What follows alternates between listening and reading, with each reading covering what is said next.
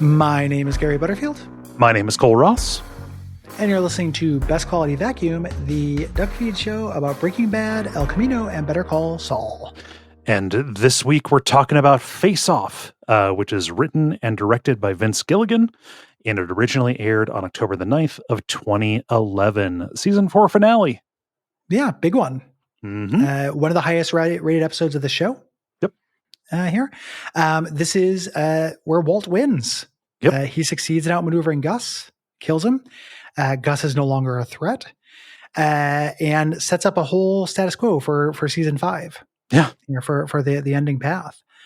While this is happening, Jesse is also in trouble, getting questioned by Albuquerque Police Department detectives about why he suggested that Brock might have been poisoned with ricin. Weird thing to say, Jesse. Yeah, what an odd thing to say. And yeah, this is a major turning point. You know, like we don't have the cartel anymore, not even like a little whiff of it at the end here. And yeah, Gus is out of the picture, though his operation is still kind of in shambles, as we're going to see when Mike re-enters the equation. Yeah, one of the very great Breaking Bad touches this does, the writing team didn't know they were getting another season. Mm-hmm. They started this and they thought this might have been a finale. Yeah. This being a finale is too triumphant for Walt. Yep. This would be a bummer of a finale. One of the Breaking Bad secrets is that consequences matter to this. The whole beginning of the first half of the next season is all logistics. Yeah. What happens when you destroy this thing? Mm-hmm. And Walt not being up to that. Not at all. Making mistakes, absolutely fucking up, turning into a monster man.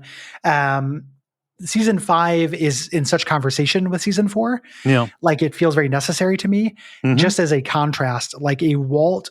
This is the end of sympathetic Walt. Oh yeah. I think up until people place that point at different times, this is where I place it. I have some understanding for him up until the end of this episode, basically. Yeah. Desperation it can cover a lot in fiction. This is a whole bunch of things conspiring at once to cement him as being way too big for his britches. And he is going, this is where he, like the radiation gets further activated. He is going to be doing just consistent damage to everybody around him. Yep. And there's no hope. No. After this. No. The episode's most famous sequence is Gus's death, this explosion that kills him. The aftermath, he walks out of the room.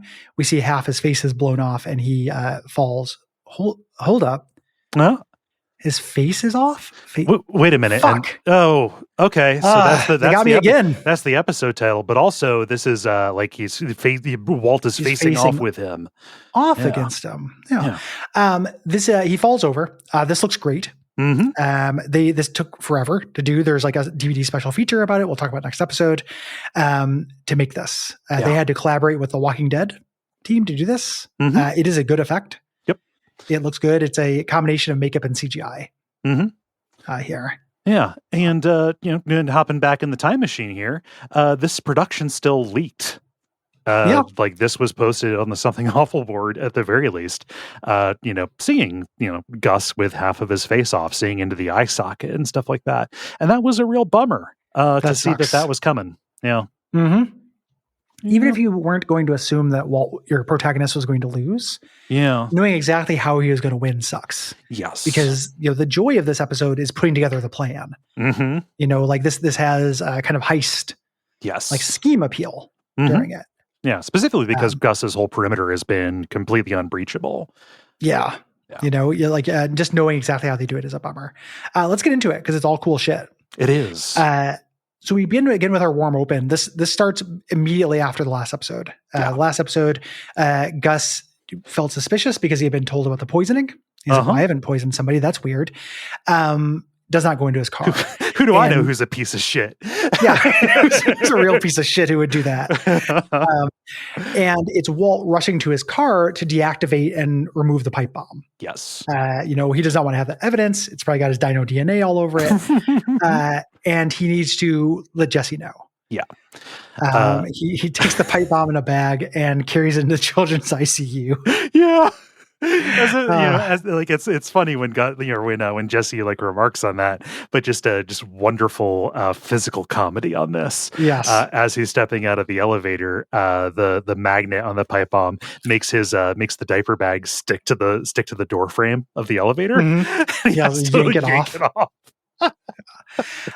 And Walt at first is mad. What did you tell Gus to tip him off? Yeah. And Jesse rightfully saying nothing. Yeah. He mentioned the poisoning, but he didn't say anything. Gus is just a sharp cookie. Yeah. And Jesse turns it around on him. Did you just bring a bomb into a hospital? And I love it's not a hospital. It's also the children's ICU. Yeah. Yipes. Yeah. That's a yipes for me, fam. Yeah. And so they have to call an audible. They have to scramble here because that was their one chance. And Walt puts this entirely on Jesse because Jesse has had more recent contact with them. Just like we need to find a place. There needs to be one place, where he's not going to expect us coming. If you can't tell me, we are dead. We're going to die. And Jesse cries. He can't think of anything at this point. And he's interrupted by these two Albuquerque police detectives. The Blowjob Brothers. Yeah. Well, if it isn't the Blowjob Brothers. Yeah. Just quoting the drill tweet anytime I see these guys because they pop up again. It's the name of two men together. They walk up and they take Jesse away for questioning. Yeah. Because he told Andrea about the ricin. And we get our credits. Yeah. And then immediately after credits, like this episode takes place almost in real time. Yeah. And we cut from scene to scene in this in a really, doesn't really keep us waiting. Contrast with the last episode where like the question was, where's Walt? Yes. The whole time instead of that, we're following our principal characters kind of point to point in this. You also need to remember everything that we've talked about since, Gus giving Walt the ultimatum in the desert has been one day. Yes. Yeah. Wild to think about. Yeah. So we're in the interrogation room and Jesse says, am I under arrest? He's like, you're not. So I can leave. We'd prefer you didn't, and he's like, well, I can't leave and I'm not under arrest. We're just talking. Why do you suspect poison? Mm-hmm. And they're very smug. Yes. They want to put him away. Yeah. You're very specific. You didn't just say poison. You said ricin. That's a little weird. Mm-hmm. You know? They have a very well-studied cop swagger to them. God, I hate these guys. Yeah, they're really obnoxious. Yeah. Just feel like, you had all the specificity. It's nice and all, you helping them out, sharing your expertise. Yeah, about poisons. He's like, no, I must have saw it, on House or the Discovery Channel, like a documentary. Sometimes your brain makes connections. And then the cop's like, oh, they do? And he goes, mine does. Love that delivery. And I love this. Jesse's like, I'd like to talk to my lawyer. And the doctor's like, let's have a conversation. You get lawyers in here. They're going to complicate things. You've been around the block. We don't need to get lawyers involved. And this Jesse says exactly what you should say. And he just says, Saul Goodman now. Mm-hmm. I'm not going to talk without my lawyer. Yeah. If a cop ever tells you not to get lawyers involved, that's a bad sign. Don't do it. Don't listen to them. Yeah. Don't listen to them, please. For your own good, honestly. Yeah. So over at Saul's, the phone rings, they make the call, but Francesca doesn't answer. She is back in Saul's office having a shredding party. Can I tell a quick homeowner anecdote real quick? Yes. I have a shredder and, I shred stuff with me and Liv's personal information on it if I don't want it out. But I find it to be like the act of actually shredding is kind of fun, how it grabs the mail. Oh, yeah. But then it creates like a mess. Pouring it out into a thing, you get all those little bits and stuff. Yesterday I was like, I don't want to shred this. I'm going to burn it. And I went outside my backyard to where there's this little like cooking feature thing and burned a bunch of mail. Yeah. Like I don't need a shredder anymore. I can burn it. Couldn't do that before. No, I've done it. I've done that. Yeah. Yeah. Get to burn mail. And then I was like, I should just burn all my mail because I don't like it. Nothing good comes. Stop sending me mail. Please. It's just going to go in the fucking incinerator. Yeah. Yeah. Now, make sure you don't try and burn a lot of paper at once, though, because you might get hit with a burning trash violation. And also, like a bunch of stacked paper doesn't burn very well. It needs to be fed in one at a time or, a couple of pages at a time. a different experience. I had it set up and ended up having a pretty good fire going with a bunch of it. Okay. And I looked it up, and you're allowed to burn paper. Oh, okay. At least here in my municipality, paper is one of the things I can burn. Yeah. I'm just talking about like if you're going to burn like a bunch of documents, like pages that are stacked up. If it's like envelopes and there's air between, it's probably fine. Yeah. I also got rid of the envelopes because they have the plastic bits. I didn't want to breathe in the stuff. I just did the paper. Yeah. So as she's doing this shredding party, there's pounding on the door, and then here's shattering glass comes in, and Walt is hilariously crawling through the bottom of a door, like through the blinds. Yeah, it's real good. Yeah. And we get Francesca. God, I love Francesca so much. This is really good. Yeah, she gets to lay into him because she's sick and fucking tired of all the messes. You know, like, oh, let me guess, you've done something stupid and you need a mess cleaned up. Yeah, you're in danger. We're all in danger because of this. Where do you think Saul is? Yeah. And Walt, you just come in here and break my door, and Walt calms down, tries to catch more flies with honey than vinegar and says, listen, here's $1,700. This is all the money I have on me. I'm sure that's more than enough to fix the door. Mm-hmm. Tell me where Saul is. Give me his number. And he's like, oh no, a door like this? I think this door is going to cost $20,000 to fix.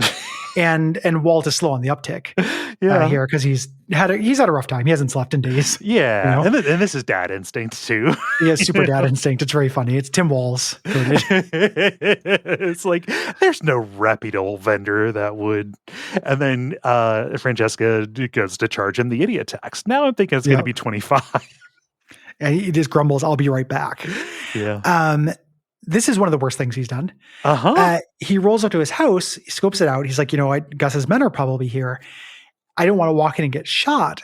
So he calls his neighbor and asks his neighbor to check and see if they turned off the stove burner. We're going to Phoenix. I want to make sure.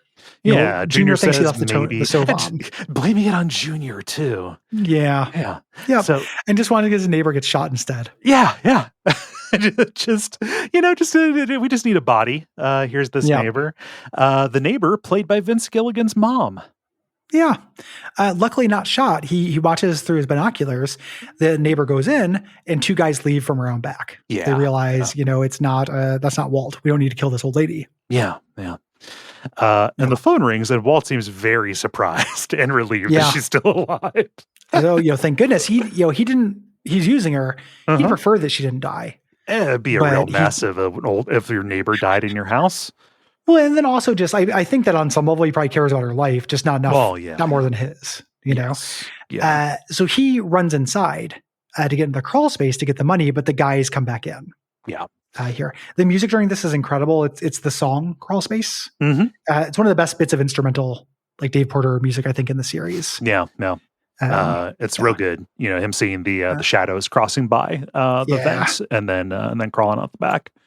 Yeah, really, really good. Mm-hmm. So Jesse asked the detective how Brock is doing, and they're just like, if you really care, you'll cooperate with us. Mm-hmm. That's not true. That won't change the kid from being less poisoned. Yeah. Saul shows up. Yes. Eventually sends the detective away. And starts immediately scanning for like bugs. Yes.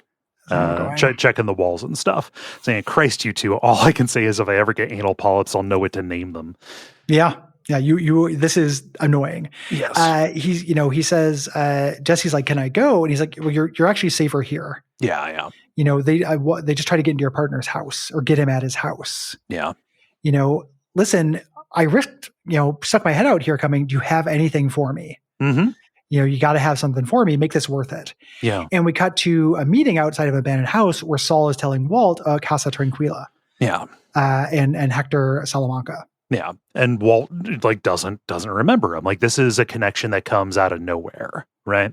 Yes. But Jesse remembered, here's this really weird thing, Gus is, just kind of goes there, somewhat randomly just to torture this guy. And Jesse doesn't even know that. Jesse just knows he went once. Yes. It's literally just this shot in the dark. He has no idea this is going to be as important. Yeah. As it is. And it's really up to kind of Walt to draw the connection and figure it out. Yeah. This is good Walt chess mastering. Mm-hmm. All of this stuff, as opposed to the incredibly complicated Rice and Lily of the Valley plan. This makes sense. Yes. This is him being smart. Yeah. Saul says, he's torturing the guy because he killed someone close to Gus. And Walt realizes, oh, they're not friends. They're enemies. I can use this. Yep. He does remember Hector. He says, he remembers Hector at this point. And then we show him showing up. It's bingo time here. They're doing bingo. And looks Hector in the eye and says, I know you despise me. I know how badly you want to see me dead, but I'm willing to bet there's a man you hate even more. And I'd like to offer you the opportunity for revenge. And this gets not sweeter, because, knowing the context, there's a lot more shade to this, having seen Better Call Saul. I do not like a Hector getting any kind of W. No, I also don't like Gus getting a W, really. Yeah. Slightly more, so it a little bit more, but not that much. Yeah. So one of the things I was thinking about is how funny it must be to work at this nursing home and have one guy who doesn't talk, who's in a wheelchair, who's constantly being visited by men in suits with bodyguards, or guys who look like Walt. Just one, or Lalos just coming in and visiting nonstop. It's really funny. Smoover and Shaker, yeah. So this cuts to later, and Hector is in his room ringing his bell, trying to get the nurse's attention. We see, one of the ways that Hector communicates here. We didn't see this before. There's this grid. There's a letter board, where, going down the rows, and then he dings on a vowel, and then, goes across the columns and, dings, spelling this out kind of, painstakingly, spelling out need DEA.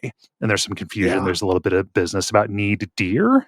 Deal. Yeah. That's not a word. We get a time lapse of Walt watching the front of the home. Junior calls, to tell him listen, when are you getting over here? Get over here right now. Marie takes the phone and just yells at him. Yeah. And he's like, Skyler, can you talk some sense into him? Skyler's like, he'll get here when he gets here.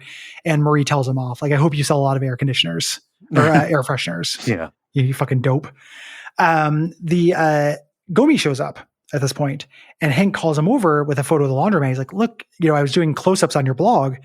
Look at these electrical panels. This is twice as much power as the laundry would need. I talked to some electricians. Would you believe they just have chat rooms? You can just talk to them. Talk about wiring and stuff. Yeah. And Gomi says, no, we actually might have a real breakthrough. Yes. We got somebody down at the station. Remember Hector, a guy shot on our floor. He's down there, but he'll only talk to you. Yes. And Marie's like, you fucking idiot. This is a trap. He's not going. Yeah. And then comedy smash cut to, from her refusing, and then, Hank's in the office with all of these people, and Hector and the nurse. Gomi makes a good point saying, you're probably going to be safe at headquarters. Right? Yeah. It's the safest place for you. Yeah. And Gomi is a detective as well. Gomi wants to know. Yes. What this is. This might end this, we cut to the letterboard thing of him spelling out, and it slowly dawns on us that he's spelling suck my, the sex stops him. And Hank says, did you get that out of your system? You want to try again? And he does it again. And he starts spelling fuck. He's just here to tell the DA off again. He's not somebody who talks to the DA. Right. It just, this is all just for appearances, right? Okay, well, I'll go into the DEA. I need to make it look like I have, been working with them. But of course, it's Hector. He's going to, tell him where to shove it. The nurse apologizes, wheels him into the elevator. I love her chastising him. Very vandalizing him. Just keep acting like this. See where it gets you. Yeah. And as he leaves, Hank's like, well, at least he didn't shit himself this time. I guess that's progress. But we see the real reason for this. Tyrus is watching. Yes. As he's loaded into a car in the DEA, he calls Gus. He's like, yeah, Hector's talking to the DEA. Yeah. No good. So the nurse wheels Hector back into his room. We get a establishing shot here. There's a framed photo in the room of Hector with two young twins, and then just a little scowling kid, Tuco. Yeah. Great. Lalo's off frame, having a party. Yeah. Walt emerges from the bathroom. He's just been hanging out here this whole time. It's actually not the bathroom. The bathroom is up by the door. Okay. It's unclear where Walt comes from. This is the door in the back. Yeah. And says, are there any second thoughts? No, let's get to work. Yeah. We cut to Tyrus letting himself in. He sweeps the room for transmitters, basically for bugs. Yes. At this point, he'll talk about it later. And from the outside, we can see Walt is standing on the corner window. Here, very classic little beat here of him having to sneak out on the ledge as the neighboring patient keeps going, hello. Hello. This It's very is, sweet. she's all glammed up too. Yeah, she's gonna die. Yeah. Yeah, it's unfortunate. It's showing us the collateral damage. Yeah. Is it confirmed how many people die? Like they say like 3 At people least possibly 3. dead, but Yeah, like at least that would 3, be and then maybe more injured. yeah, that would be Yeah. Hector, Tyrus, and Gus. Yeah. Yeah. Him blowing up a nursing home. I Yeah. don't know. I don't I don't need necessarily. to It's a pretty. ameliorate that. Yeah. Yeah, it's a pretty intense pipe bomb. She may Yeah. not die. She might have been in the pisser or whatever. Yeah. Yeah. Who knows? But it seems like this was, to me, this, in addition to just being a little comedy beat, was to remind us this is a nursing home and there are people who are not Hectors here. Yes. In proximity. Tyrus hears the hello, but just assumes it's nothing. This is nothing. Nothing related. Yeah. So one of the detectives comes in the interrogation room with Jesse and says, "Listen, the talk screen came back. You're clean. You're free to go. There's no ricin." And he goes, "Huh?" And he goes, "You're surprised, huh?" He still believes that he poisoned him with ricin or knew about something, but he has no evidence. Yeah, why would I be? Yeah. Jesse's walking on the sidewalk, leaving a message for Andrea. When he gets tased and put into a van. There are cops everywhere. Yeah. It's such a weird little quinky dink. Getting get caught during this. Yeah. Doing this literally right outside of the APD. Quarters. Ludicrous. Yeah. Just just black bagging this guy. Black bagging this guy. Seems ill-advised. And Gus gets a call saying like, "Hey, Pinkman's in a safe place. He's down in the lab, and Hector's room is clean. You're good. You're good to come down." Yeah, but maybe it'd be better if I did this. This seems risky. Yeah. I should kill him. And Gus says, "No, I'm the one who does it." Yeah. Gus arrives. There's this great song, Black by Apparat, that plays as he walks up the path. I love how he doesn't go around. He just walks through the little field. Yeah. To get into the nursing home. Yeah. And he walks up to Hector and starts taunting him. He wants to shame him in the end. Yeah. Like, you are a monster, but this is one of the last values you had. Yes. You weren't going to be a rat. Yeah. Like you did this horrible thing to me because you didn't see me, as a as a man. There was no respect here. That here you are, what kind of man talks to the DEA? No man at all. And Tyrus, fills up a syringe and hands it to Gus. This is going to be the method of murder. A crippled little rata. What a reputation will leave behind. Is this how you want to be remembered? This is the last chance to look at me, Hector. And he goes to inject him, and Hector does look at him. And first, in kind of anguish, this kind of like, and then looks really angry, gives his final fuck you with his eyes. Yeah. And starts ringing the bell, but it's muted. Yeah. It takes Gus a second. This is great acting. Giancarlo Esposito's part, this whole bit of the slow realization. Yeah. Like looks down, sees the bell, sees the bomb, springs up and does this kind of guttural yell. It's like, huh? It's really good. And the explosion happens. The door blows out, huge explosion, alarms going off everywhere. And he walks out. Yeah. I think for a second maybe he survived. Yeah. This is 2 shots. They shot the explosion and then they had to edit and match it with Gus walking out. And this is like a really good fake out when you don't know what's going to be happening. Yes. If you pretend you didn't see that production still, because like, wait a minute, how is he still walking? Because we see him from the left side and the camera dollies up and then around him and we see the extent of the damage that happened to him. Like we literally see exposed skull. Like there's an eye socket gaping there. Yep, it blew up in his face. Literally, he got two-faced. He adjusts his tie and falls down. That was Giancarlo Esposito's idea. Vince Gilligan's like, "What do you think this character would do right before he died?" And he said, "Oh, he's really proper. I think he'd adjust his tie." Yeah. The whole thing ends up feeling a little cartoony. I like it. I like think it too. It's to really good effect. So as we're recording this, it is literally almost just past we're about a week beyond when an anniversary of this airing. The 11 years.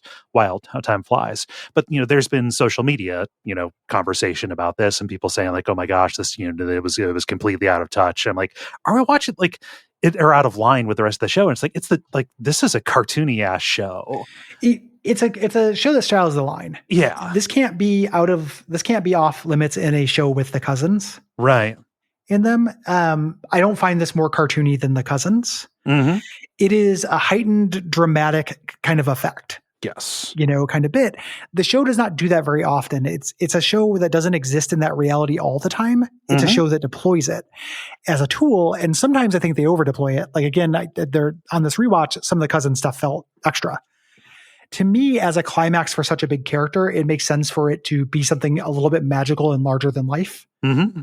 Even though in real life, when you got your face blown off, you wouldn't be able to take 5 calm steps, then adjust your tie. Yeah. You'd probably just lay down on the ground and scream. And like when he steps forward, like when he steps into focus, we see the carnage inside, like Hector's like leg obliterated. Just like falls from the ceiling. Yes. There's no Tyrus. Tyrus just exploded into a blood red mist. Yeah. Tyrus is gone. Yeah. And just, here he is intact, and, even in death, he's maintaining this dignity. It is just built in. It's mentioned in trivia. I don't want to put this on the wiki because I think I might have saw this in IMDb, but it's like, well, chickens have been known to walk around with their heads cut off. Like, okay, chicken man, haha. I just like it as a larger than life character. Yes. Somebody who was a dignity elemental, mm-hmm. Gets to push on a little bit further. Yeah. I also enjoy, like, okay, Face Off, there's the double pun. We make fun of that. It's kind of ridiculous this season, but also like, this is not it's not a face off. It's a trick. Like, yeah, Walt was there around the corner, but he was not able to deal with Gus eye to eye on equal terms. Right. No. Yeah, it's you can't, mm-hmm. So he had to do it cleverly. It's also part of the reason why I think this hit lands so well and is fondly remembered is, again, I mentioned this earlier, but to kind of elaborate on a little bit, this is when people are a fan of Walter White, this is what they're a fan of. Yeah, yeah. Of this kind of specific outmaneuvering and strategy. That's Walter's trick. Thing. Yeah. Yeah. And Walt's not as good as he thinks he is, but he's not mm-hmm. bad at it. He pulls it he's off. been very lucky. We talked about that, but it's not like there are no clever schemes mm-hmm. that come up. And getting us kind of conditioned to enjoy a scheme ends up being brilliantly weaponized against us in Better Call Saul. Yes. Later. Yeah. We're all Kim. Yeah, exactly. And it's a battle for our souls as well. Mm-hmm. We cut to Walt sitting in the parking lot in the airport. Like, if this doesn't work, I'm fucking out, I guess. Listening to this news broadcast about the nursing home explosion, and hears that there are 3 fatalities confirmed, possibly more. He smiles and gives a little fist pump. His plan worked. He's listening to an actual, this is like DJ staff at a radio station. Like, this is a real mm-hmm. station ID and all that. Yeah. Yeah. So we get a little preview of Jesse's ultimate fate here. Like, this is a little chilling to watch on return, because after Jesse was black bagged, the cook needs to go on, yes, even while Gus is, dealing with, a couple of loose grenades rolling around. Jesse is being forced to cook under supervision of one of Gus's goons. Yeah. Yep. They black bagged him earlier. It wasn't just for his safety. Yes. They wanted to make sure he couldn't die because he couldn't be a chess piece, used against Gus to make Gus need Walt, but he also cook. Yeah. They talked about that. They established earlier, this place shuts down for a little bit. He loses millions of dollars. Yes. For this because of the overhead. He reaches for a screwdriver. The goon says, you want to cook with a broken arm. He's going to get beaten up later. Yeah. The elevator buzzes and rings, and the goon has Jesse handcuff himself. I better hear them click. Mm-hmm. And goes to the door. What's the matter? Are you too lazy to use the stairs? Walt comes in and shoots him. Yeah.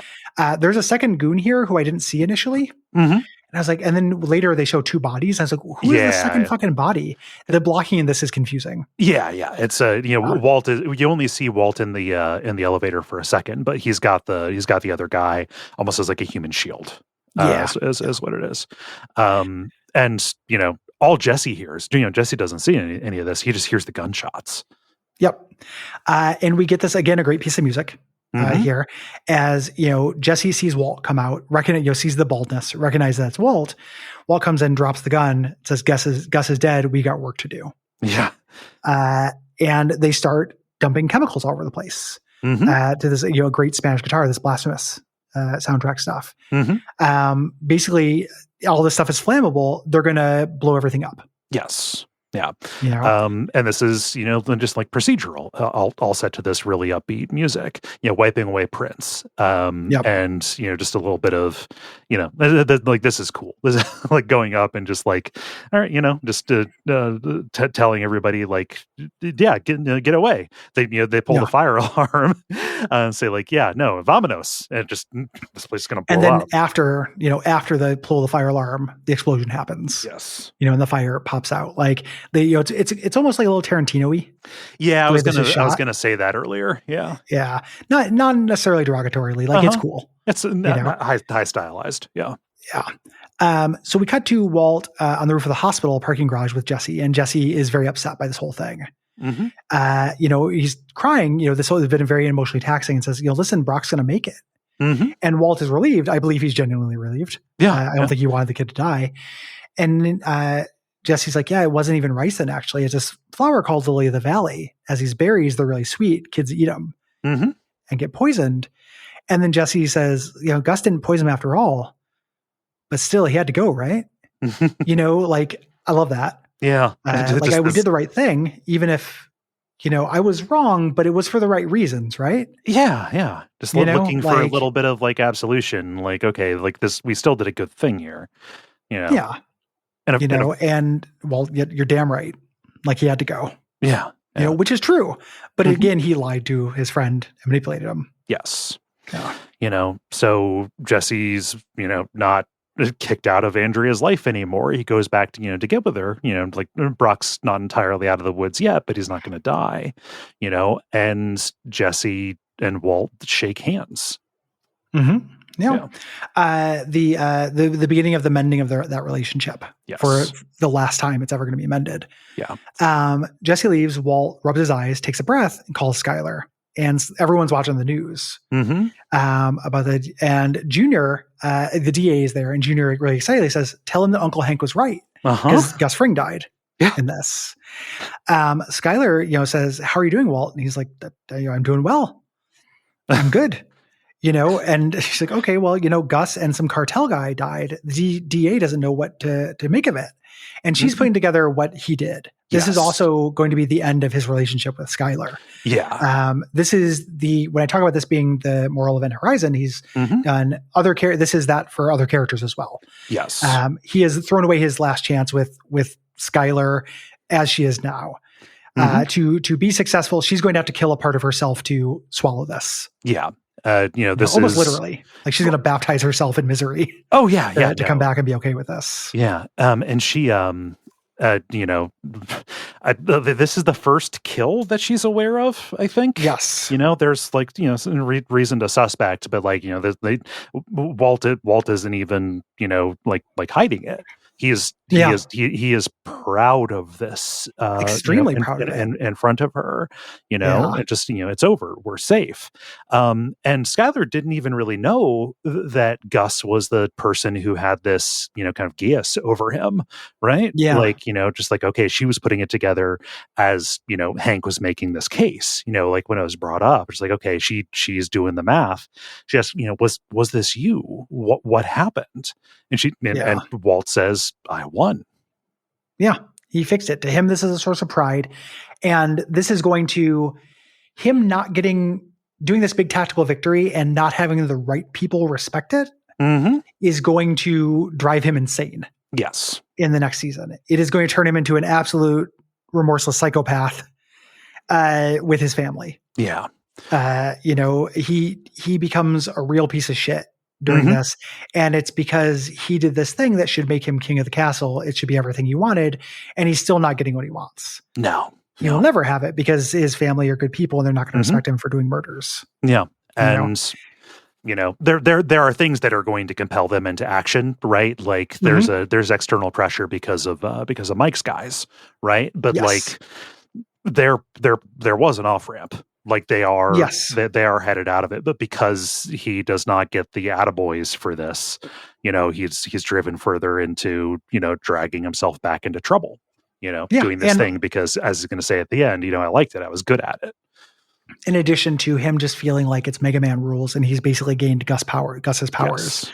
Like me killing Gus means I am better at Gus than everything. Right. He's like a triple triad card with a 9 on one side and then a 1 and 1 and a 2 on the other. Yeah. Like, yeah. He's rare, but he's not a named character. Yeah. So he drives away. He stops to look at the Pollos Hermanos air freshener in Gus's car, which has been there since he tried to bomb it. Yeah. And then we cut without him to the poolside, zooming in on that plant they looked at. And that plant was Lily of the Valley. Yeah. The one that the gun pointed at, the gun told him to kill himself twice. And then when it didn't tell it, it's like, well, I guess kill a kid. Yeah. And that gave him the idea. Yes. More great music here. Black by Danger Mouse. Yeah. Love this. Yeah. And I learned from this that Lily of the Valley berries are sweet, and it makes me want to try one, similar to how I want to try antifreeze. Yeah. No, just but why there's a sweet fruit I haven't had? That's ludicrous. And there's a sweet bright green drink that you've never had. Come on. Yeah. And I love, Gatorade. There's a lot of bright green drinks I like. Mm-hmm.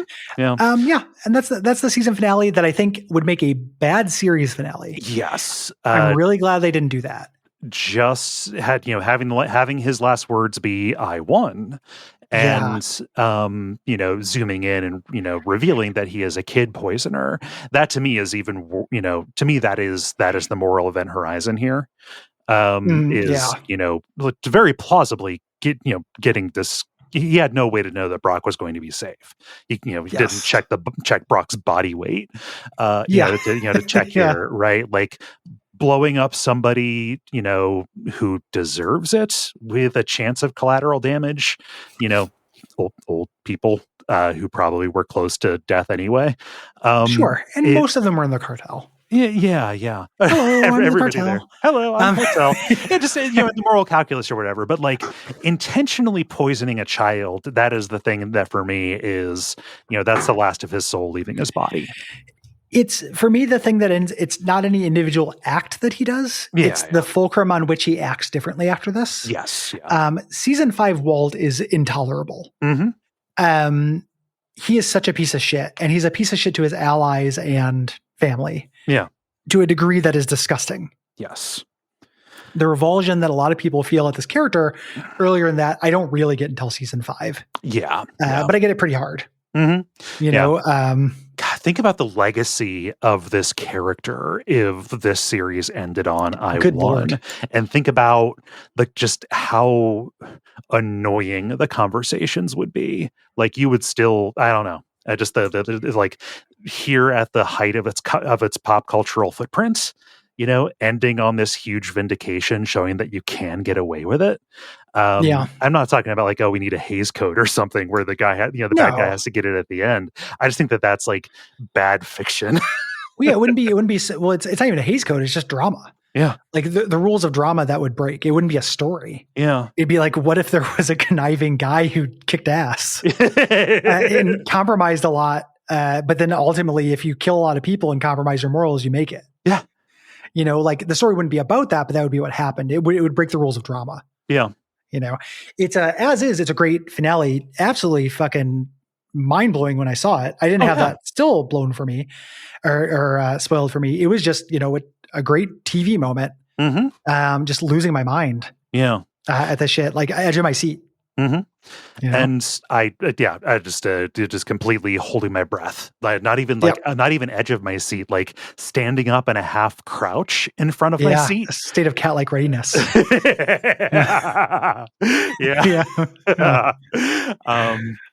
And gosh, a huge thing that we talked about when we did Orb, the series that preceded this, where we talked about Venture Brothers, was talking about loving that show, being able to, being so free about establishing a new status quo and then rolling forward with it.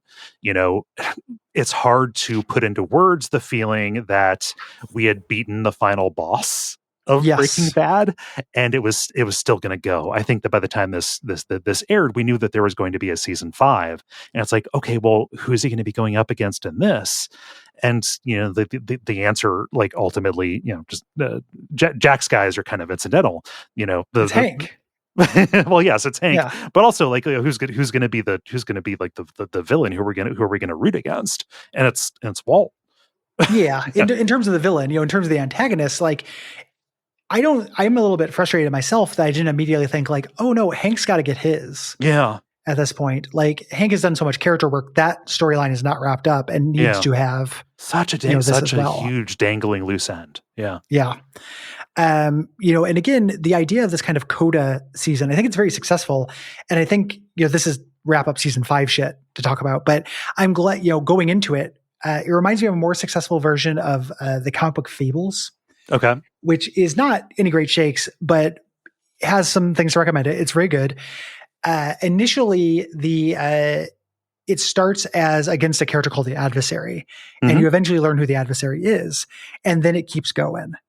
And it has a little bit of that like dancing after the club closed feeling that this has. That is way less successful than this. Everything that happens in season 5 that is dancing after the club closed reflects on what was going on in the club. Yeah. If that makes sense. It's a really nice transition point to doing new stuff. It's also, things have been incredibly intense for a few episodes. Yeah. We're going to get a big break, and then we get basically a comedy episode. Yeah. In a lot of ways after this, which is really interesting. So, but that's going to be after our wrap up. Yeah. We have to talk about the DVD special features and stuff. If you're hearing this, it is probably too late to write in. We've been saying write in for a long time. We'll put a reminder up on the Patreon, but we need you to write in. Please. If you have thoughts. Yeah. You do that by going to Duckfeed.tv/contact, clicking the best quality vacuum button and writing in on the form there. Try and keep your remarks kind of limited to what happens in season 4. Yeah. We would appreciate that. The other thing you can do is leave us ratings, reviews on Apple Podcasts, tell your friends, things like that, and join us in thanking our producer, Gwen. Thank you, Gwen, who also composed our theme song for this show. Yeah. And until next time, let Tyrus do it. Yeah. Oh gosh. You got a guy for this. If it was just cascading finales, like literally like a coyote, like a Wile E. Coyote thing. Yeah. Just keep sending. There's a problem with the actor. He just keeps sending henchman after henchman to die in that room.